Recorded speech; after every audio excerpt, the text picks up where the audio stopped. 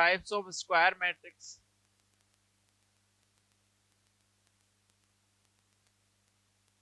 इसके अंदर पहला लिख देना यहाँ पे एक ट्रायंगुलर मैट्रिक्स,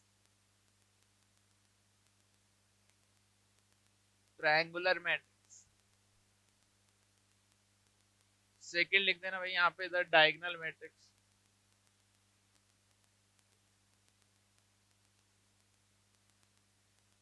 डायगोनल। ठीक है, स्क्वायर मैट्रिक्स है, इसका मतलब नंबर ऑफ रोज जो वो नंबर ऑफ कॉलम्स के इक्वल तो होंगी। ठीक है, यहाँ पे लिख देना अपर ट्रायंगुलर मैट्रिक्स,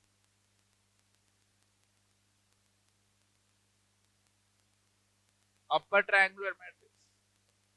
एक लिख देना यहाँ पे लोअर ट्रायंगुलर मैट्रिक्स।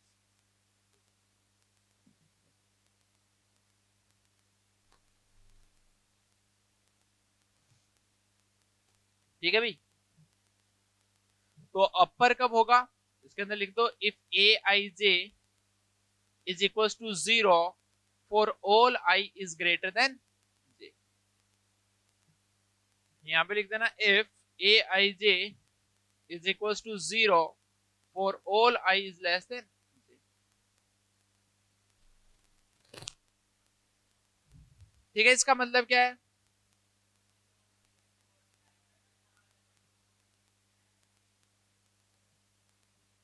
आना यहाँ पे कुछ एक एलिमेंट्स होंगे। अगर हम 3x3 की बात करें तो सपोज ये ए बी सी यहाँ पे लिखा, अपर का मतलब है कि डायगोनल के नीचे वाले 0 उल्टा है। ठीक है, अगर डायगोनल के नीचे वाले 0 है तो अपर, अगर डायगोनल के ऊपर वाले 0 है तो लोअर। तो ये सारे एलिमेंट जो वो क्या होने चाहिए भाई, 0।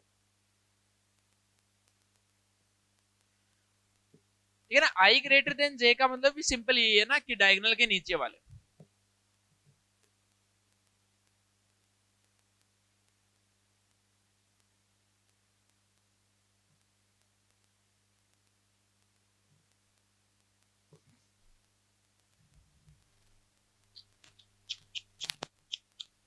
अच्छा, अगर इसके अंदर ए अगर 0 हो गया तो क्या ये अपर ट्रायंगुलर मैट्रिक्स रहेगा?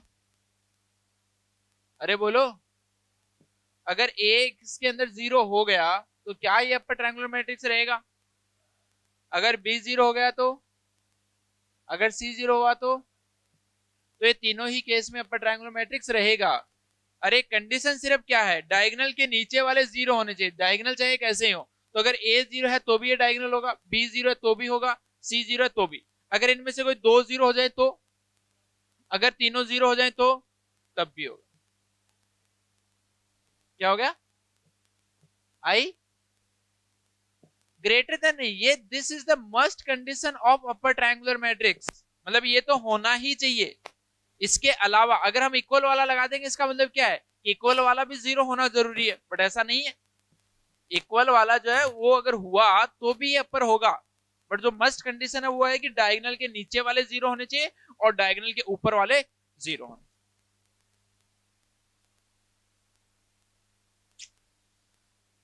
अरे भाई आ रही है क्या समझ में?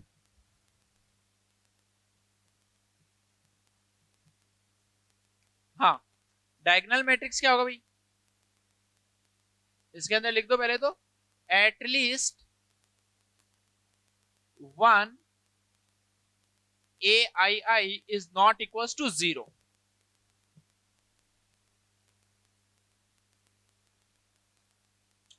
not equals to 0 and aij equals to 0 for all I is not equals to j। ठीक है, इसके अंदर क्या बोला, बेसिकली डायगोनल मैट्रिक्स जो है उसके अंदर डायगोनल को छोड़ के बाकी सारे के सारे एलिमेंट जो क्या होने चाहिए, 0, ए बी सी 0 0 0 0 0 0। ये आपके पास में क्या है, एक डायगोनल मैट्रिक्स है। अब इसके अंदर ए 0 हो सकता है, अगर ए बी सी तीनों में से अगर एक भी 0 हो गया तो क्या ये डायगोनल मैट्रिक्स रहेगा, रहेगा। अगर 2 0 हो गए तो, अगर तीनों 0 हो गए तो नहीं। हमने क्या कंडीशन बोली है, एक कम से कम आपके पास में डायगोनल एलिमेंट जो वो ऐसा होना चाहिए जो कि नॉन 0 हो।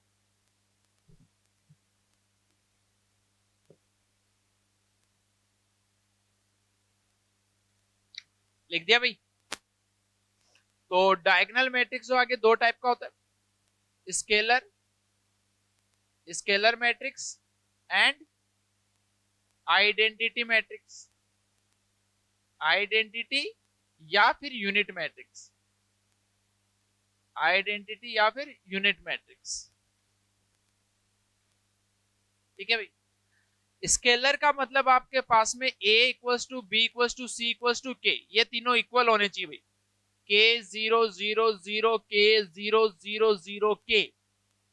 और आइडेंटिटी मैट्रिक्स का आपके पास में मतलब है a equals to B equals to C equals to 1। ठीक है, तो ये आपके पास में पूरे मैट्रिक्स और डिटरमिनेंट में काम आने वाला मैट्रिक्स है।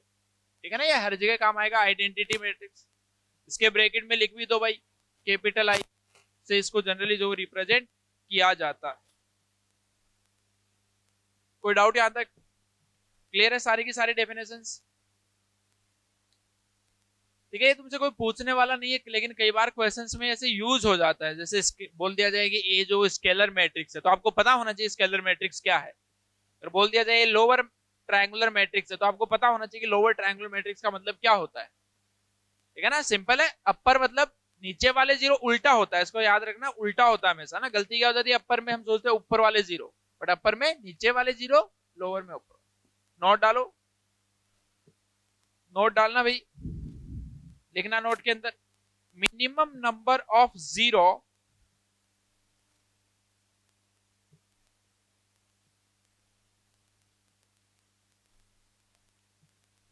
minimum number of zero in an upper triangular matrix, in an upper or lower triangular matrix, ऐसे लिख दो, in an upper or lower triangular matrix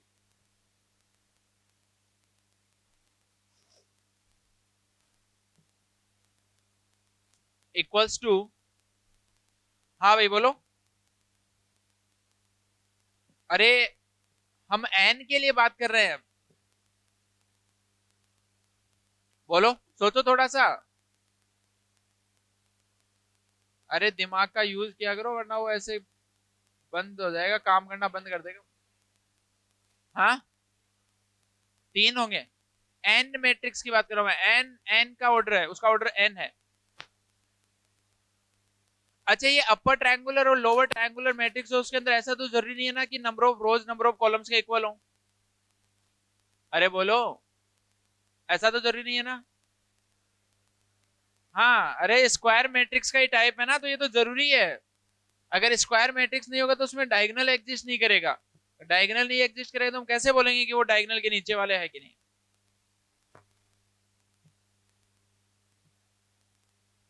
क्या हो गया, डायगोनल मैट्रिक्स में तो कौन, अरे अगर एक स्क्वायर मैट्रिक्स नहीं है तो उसमें डायगोनल एग्जिस्ट नहीं करता। अगर कोई ऐसा आपके पास में लिखा 5 6 7 8, ये मैट्रिक्स है बट उसके अंदर डायगोनल नहीं है। डायगोनल तभी एग्जिस्ट करता है जब स्क्वायर मैट्रिक्स हो। ठीक है ना, और जब तक डायगोनल नहीं होगा तब हम कैसे बोलेंगे डायगोनल के ऊपर वाले जीरो है या नीचे वाले जीरो है। बोलो भाई। हाँ, तो कहां तक पहुंचे तुम, क्या आंसर है इसका, क्या हो गया, थोड़ा जोर से बोलो। अरे 2 into 2, ये ले ए बी सी। अब हमने क्या बोला, अपर के अंदर डायगोनल के नीचे वाला जीरो, ये डायगोनल इसके नीचे वाला जीरो। हाँ, n इंटू एन माइनस 1/2 लिख दो, इक्वल्स टू करके ऐसे लिखना 1 + 2 + 3 से लेके n-1, और फिर इसको लिख दो n-1 इंटू में n/2। कैसे हुआ भाई, ये कैसे हुआ? हाँ, अरे देखो, अपर की हम बात करते हैं, दोनों में सेम ही केस है ना। तो यहां पे क्या होगा कि आपके पास में जब भी फर्स्ट रो होगी, ध्यान से समझना मेरी बात को, जब भी फर्स्ट रो होगी, चाहे कितने ही ऑर्डर का स्क्वायर मैट्रिक्स हो, फर्स्ट रो का कोई भी एलिमेंट जो जीरो नहीं होगा। मतलब हो सकता है, बट हम क्या बात कर रहे हैं, मिनिमम की बात कर रहे हैं। तो मिनिमम तो तभी आएगा जब हम चाहें कि भाई जीरो हम कम से कम लें। तो अगर आपके पास में n ऑर्डर का ये मैट्रिक्स होता, चाहे देखो 2 का है, 2 में देखो ये दोनों एलिमेंट नॉन जीरो है, 3 का है तो भी नॉन जीरो है, यानी फर्स्ट रो के अंदर कितने जीरो हो, मिनिमम अगर एक भी ना हो तो भी काम चल जाएगा, बट अगर सेकंड रो है तो उसमें कम से कम एक जीरो होना पड़ेगा, बोलो यस और नो। तो सेकंड रो के अंदर कम से कम एक जीरो, जो थर्ड रो है उसके अंदर कम से कम कितने जीरो होने पड़ेंगे, 4 का अगर ये होता, अगर ये ऑर्डर 4 का होता तो फोर्थ वाली रो में कम से कम कितने जीरो होते, 3 जीरो। तो अगर एन ऑर्डर का है तो लास्ट वाली जो रो होगी उसमें कम से कम कितने जीरो होंगे, एन माइनस, इन सबको ऐड कर दो। अगला नोट नहीं आया क्या समझ में, लिखो अगला नोट,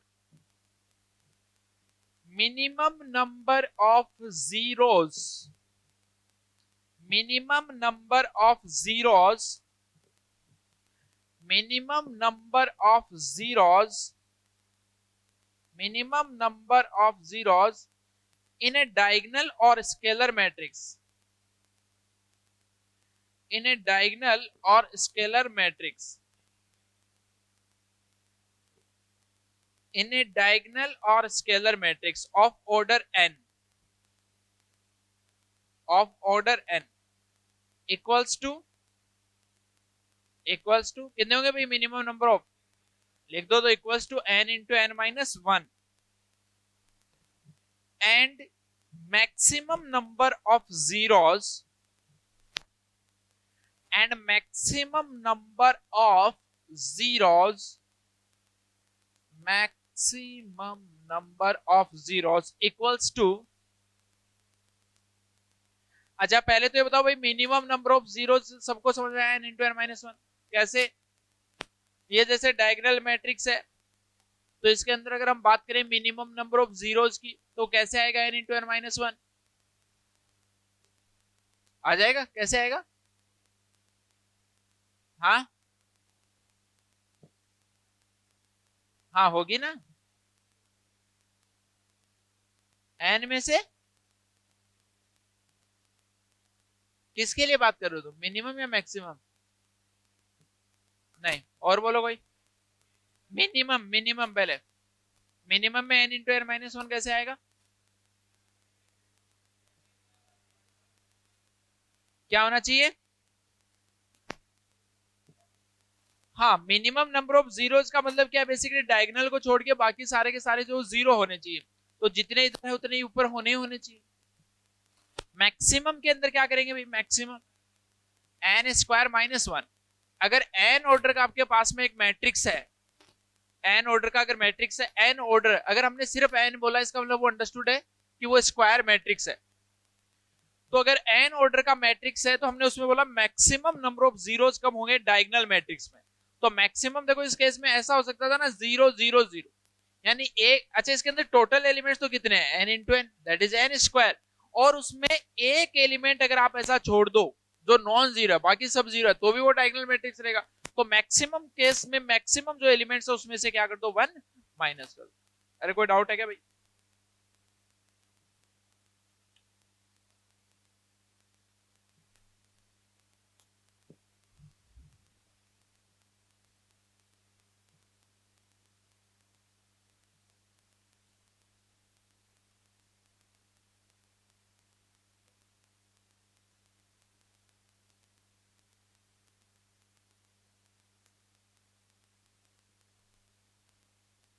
चले आगे, लिखना अगला note, it is to be noted, it is to be noted that, it is to be noted that